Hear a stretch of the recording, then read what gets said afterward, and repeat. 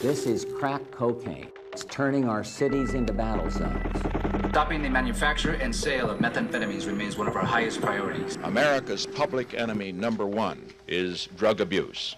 Richard Nixon used those words to declare America's war on drugs in 1971. In order to fight and defeat this enemy, it is necessary to wage a new all-out offensive. It's been a war waged by each president since. Drugs are menacing our society.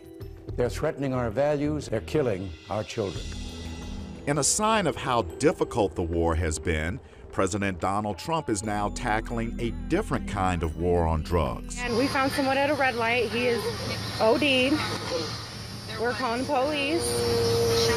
Opioid overdose deaths have nearly quadrupled since 1999. This is a total epidemic. For decades, leaders increased the size and presence of federal drug control agencies. The war on drugs, again, was very much about supply side. How do we keep drugs from coming into the country? How do we, divert this stuff? Because the idea then was, well, if people can't get drugs, then they won't use.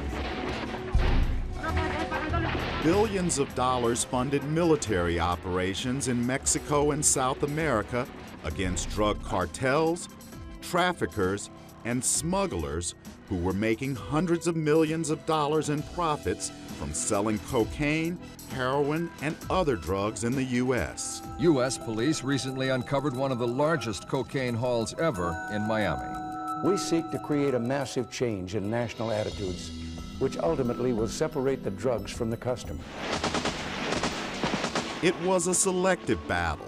While the CIA was secretly funding the Contra rebels in Nicaragua, the Contras were smuggling thousands of pounds of cocaine into the United States.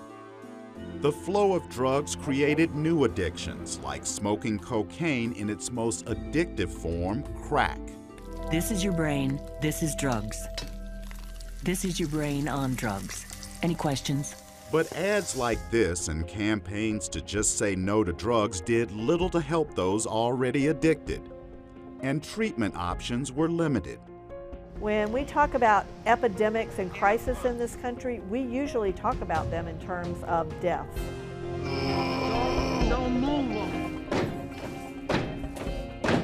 The government focused on mandatory penalties instead, and prison became a common path for users.